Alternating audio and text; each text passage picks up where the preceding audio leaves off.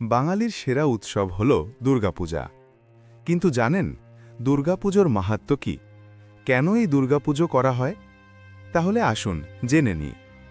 ৭ সমুদ্র ১৩ নদীর ওপারে স্বর্গ আর মর্তের মাঝখানে এক অসুরের জন্ম হয়েছিল। তার নাম মহিষাসুর। ছোট থেকেই তার স্বভাব ছিল অদম্য। যুদ্ধ আর তপস্যা দুটোতেই সে পারদর্শী। অনেক বছর ধরে সে কঠিন ব্রহ্মচর্য পালন করে মহাব্রহ্মার কাছে তপস্যা শুরু করল। তপস্যার তাপে ৩ লোক কেঁপে উঠল। ব্রহ্মা অবশেষে হাজির হয়ে বললেন, কি চাইছ মহিষাসুর? মহিষাসুর বলল, আমি অমরত্ব চাই। ব্রহ্মা উত্তর দিলেন, অমরত্ব কেউ পায় না, অন্য বর চাও। মহিষাসুর তখন কৌশলে বলল, তাহলে এমন বর দিন যেন কোনো পুরুষ দেবতা, মানুষ বা দানব আমাকে হত্যা করতে না পারে। ব্রহ্মা সম্মতি দিলেন। এই বর পেয়ে মহিষাসুর অদম্য হয়ে উঠল। বর পাওয়ার পর মহিষাসুর তাণ্ডব শুরু করল। স্বর্গ থেকে দেবরাজ ইন্দ্রকে উৎখাত করে নিজে দেবতাদের সিংহাসনে বসে গেল। পৃথিবীর রাজ্যগুলো দখল করতে লাগল। ঋষি মুনি সাধু সন্ন্যাসীরা তার অত্যাচারে কষ্ট পাচ্ছিলেন। দেবতারা একে একে ত্রিদেবের কাছে ছুটে গেলেন, ব্রহ্মা, বিষ্ণু, মহেশ্বর। তারা সবাই পরামর্শ করলেন, মহিষাসুরকে পরাস্ত করা এখন প্রায় অসম্ভব, কারণ কোনো পুরুষ তাকে মারতে পারবে না। তখন ত্রিদেবের মুখ থেকে আগুনের মতো শক্তি বেরিয়ে এলো। সেই শক্তি আলো হয়ে আকাশে মিশে গেল এবং সবার সম্মিলিত তেজে এক অভূতপূর্ব নারীমূর্তি আবির্ভূত হলেন দেবী দুর্গা। দেবী দুর্গা তার প্রতিটি অঙ্গ সৃষ্টি হয়েছিল বিভিন্ন দেবতার শক্তি থেকে।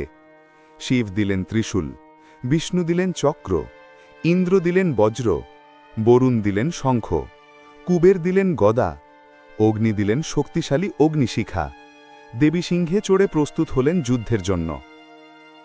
মহিষাসুর প্রথমে মানুষের রূপে, পরে মহিষ রূপে দেবীর সঙ্গে যুদ্ধ করল। নবরাত্রি ধরে চলল ভয়ঙ্কর যুদ্ধ। দেবীর তীর, তলোয়ার আর চক্রে অসুর সেনারা লুটিয়ে পড়তে লাগল।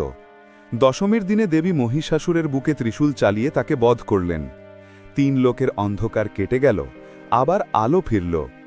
দেবতারা তখন দুর্গার জয়ধ্বনি দিলেন। তখন থেকেই দেবী দুর্গা মহিষাসুর মর্দিনী নামে পূজিত হতে লাগলেন। ১০০০ বছর পরে ত্রেতাযুগে রামচন্দ্র রাবণের সঙ্গে যুদ্ধের প্রস্তুতি নিচ্ছিলেন। রাবণ ছিল শিবের পরম ভক্ত। তাকে পরাস্ত করা সহজ ছিল না। ঋষি বশিষ্ঠ রামকে বললেন, তুমি দেবী দুর্গার পূজা করো, ওনার কৃপা পেলে তুমি জিতবে। কিন্তু তখন শরৎকাল, দুর্গাপূজা হতো বসন্তকালে। রামচন্দ্র সেই সময়ই দেবীকে আহ্বান করলেন। ১০৮টি নীলকণ্ঠ পাখি, বিল্লপাতা ও অর্পিত ফুল দিয়ে দেবীকে সন্তুষ্ট করলেন। দেবী সন্তুষ্ট হয়ে রামকে আশীর্বাদ দিলেন। দশমীর দিনে রাম রাবণকে পরাজিত করলেন। এই পুজোকেই বলা হয় আকাল বোধন। শরৎকালে দুর্গাপূজা শুরু হয় এই সময় থেকেই। প্রথমে রাজা আর জমিদাররা নিজেদের প্রাসাদে দুর্গাপূজা করতেন। ষোড়শ শতকে বাংলার জমিদাররা বিশাল আকারে পুজো শুরু করেন। পরে ১৯ শতকে কলকাতার বারোয়ারি পূজা ও সর্বজনীন পূজা শুরু হয়। তখন থেকেই দুর্গাপূজা কেবল ধর্মীয় নয়, সামাজিক ও সাংস্কৃতিক উৎসবে পরিণত হয়। দুর্গাপুজো কেবল একটি ধর্মীয় আচার নয়, এটি অশুভের বিরুদ্ধে শুভের জয়, অহংকারের বিরুদ্ধে মমতার জয়, অন্যায়ের বিরুদ্ধে ন্যায়ের জয়। দেবী দুর্গা এখানে একদিকে মাতৃমূর্তি, অন্যদিকে ন্যায় আর শক্তির প্রতীক।